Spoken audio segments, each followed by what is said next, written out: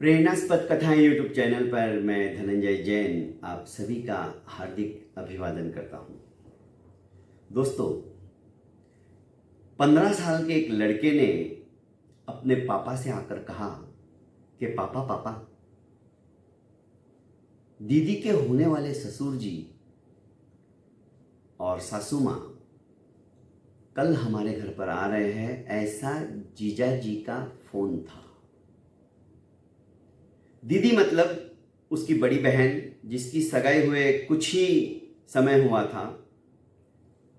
अच्छे घर का सुसंस्कारी लड़का आज के इस जमाने में मिलना बहुत दुभर था। बहुत जगह घूमे भटके, पर अपनी लड़की के योग्य, उसके अनुकूल ऐसा उन्हें कहीं पर भी नहीं मिला था रिश्ता, जो कि ये रिश्ता तय हुआ था। दीनदयाल जी पहले से ही उदास बैठे हुए थे किसी चिंता के कारण से, पर यह खबर सुनने के बाद में वो बोले कि हाँ बेटा, मुझे पता है 2-4 दिन पहले ही समधी जी का फ़ोन आया था और वे कह रहे थे कि हम जैसे ही प्लान बनाते हैं आपके यहाँ पर आने के लिए आपको सूचित करते हैं, क्योंकि दहेज के बारे में कुछ जरूरी बात करनी है। बड़ी मुश्किल से ये अच्छा रिश्ता मिला था, पर कल यदि उन्होंने दहेज के रूप में जितना मैं दे पाऊं मेरी हैसियत के अनुसार, उससे कई गुना ज्यादा मांग लिया तो क्या होगा। बस यही चिंता के कारण से उनकी आंखें नम हो गई। घर के समस्त सदस्य भी चिंताग्रस्त हो गए, क्योंकि परिस्थिति इतनी अच्छी नहीं थी जो कि उनकी डिमांड को यदि उन्होंने कुछ मांग लिया तो पूरी की जा सके। लड़की भी उदास हो गई, सोचने लगी मैं कैसी बदनसीब हूं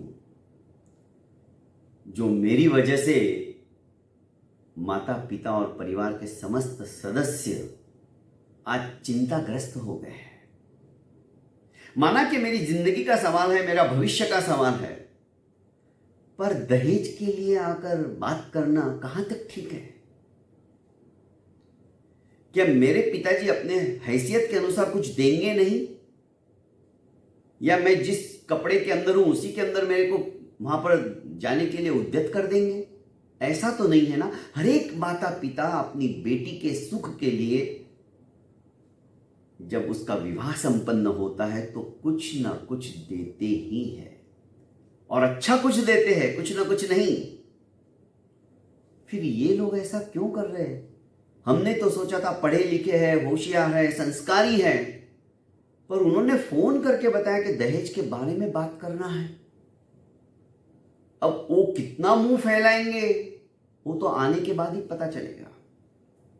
तरह तरह के विचार उनके मन मस्तिष्क के अंदर उद्भूत हो रहे थे। चिंतातुर सोचने लगे कि अब क्या होगा, कैसा होगा। यदि उन्होंने अच्छी खासी रकम मांग ली, गाड़ी मांग ली और कुछ मांग लिया तो मैं कहां से दे पाऊंगा।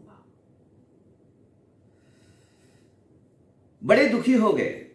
दीनदयाल जी वास्तव में देखा जाए तो दयालु स्वभाव के थे।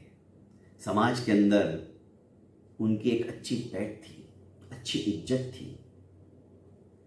दोस्तों ने भी आकर कहा कि दीनदयाल जी आप चिंता मत करो, हम है ना, मांगने तो कितना मांगेंगे।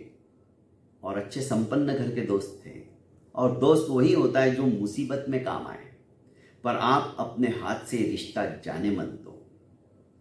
इधर दीनदयाल जी सोच रहे थे जो आज दहेज की बात कर रहे हैं, कल पता नहीं मेरी बेटी को सुखी रखेंगे या नहीं रखेंगे, या और उनकी डिमांड बढ़ती चली जाएगी। जब भी वो घर पे आएगी तो ये लेके आओ, वो लेके आओ, क्योंकि ऐसा होता है अक्सर, हम सुनते हैं, हम देखते हैं, और इसी कारण से तलाक तक की नौबत आ जाती है। दोस्तों, सोचते सोचते ही रात व्यतीत हो गई। सवेरे समधी जी और समधन जी दोनों आ गए। चाय पानी नाश्ता, उनके आवाभगत में कोई कमी नहीं रखी। जब बाहर हॉल के अंदर बैठे थे तो अपनी कुर्सी दीनदयाल जी के पास सरकाते हुए समधी जी ने कहा कि दीनदयाल जी, मुझे दहेज के बारे में आपसे बात करना है, मैं इसीलिए आया हूं।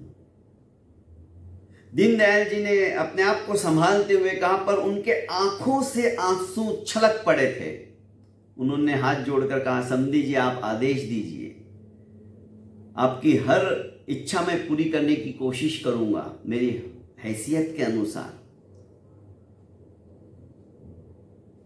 समधी जी ने उनका हाथ अपने हाथ में लेते हुए कहा कि दीनदयाल जी, समय नजदीक आ रहा है, मुहूर्त नजदीक आ रहा है विवाह का, और आप चिंताग्रस्त हो, मैं समझ सकता हूं, पर मैं एक ही बात आपसे कहने के लिए आया हूं, आपको जो देना है वो दीजिए, नहीं देना है मत दीजिए, पर कर्जा लेकर, किसी से उधार लेकर आप अपनी बेटी को विदा मत कीजिए। आपके पास नहीं है देने के लिए मत दीजिए, हमारी कोई अपेक्षा नहीं है, पर दहेज में मैं इतना ही मांगूंगा कि कर्जे वाली लक्ष्मी मुझे नहीं चाहिए, जो आप कर्जा लेकर दोगे तो। क्योंकि जो लक्ष्मी अपने बाप को कर्जे में डुबो दे, वैसी कर्जे वाली लक्ष्मी मुझे स्वीकार नहीं है। मुझे तो वो लक्ष्मी चाहिए जिसके आते ही मेरी दिन दुनी और रात चौगुनी उन्नति अपने आप होती चली जाए, और वही लक्ष्मी सही होती है। और आपकी बेटी तो साक्षात लक्ष्मी है। बस यही बात कहने के लिए मैं आया था। इतना सुनते ही दीनदयाल जी के आंखों से अश्रुधारा निकल पड़ी, गंगा जमुना बहने लगी। उन्होंने सोचा, जैसा हमने सोचा था, सुना था कि संस्कारी लोग हैं, पर पता नहीं कल जैसे उन्होंने कहा फोन पर कि मैं दहेज के बारे में बात करने आ रहा हूं, तो मेरे दिमाग में पता नहीं इनके लिए क्या क्या विचार आने लगे हैं। पर ये तो महापुरुष जैसे हैं। उन्होंने कहा, समधी जी आपने मेरे तो हृदय का बहुत बड़ा भार हल्का कर दिया। पता नहीं कल मेरे मन में क्या क्या विचार आने लग गए थे, फिर भी मैंने हिम्मत नहीं हारी और मैंने सोचा कि जो मांगोगे वो मैं दूंगा। कि नहीं दीनदयाल जी, मुझे गलत मत समझो, मैं आपकी जगह पर रहकर सोचने वाला इंसान हूं। आपको मुसीबत में डालकर मैं भला कैसे खुश हो सकता हूं? हमारा तो जिंदगी भर का रिश्ता है, और ये रिश्ता, ये जोड़ी ऊपर से बनकर आती है। हम और तुम बनाने वाले कौन हैं? तो कम से कम कर्जे वाली लक्ष्मी ना तो किसी को लेनी चाहिए, ना किसी को देनी चाहिए, तब कहीं जाकर लक्ष्मी का आदर और सम्मान होता है। दोस्तों, बहुत बहुत धन्यवाद।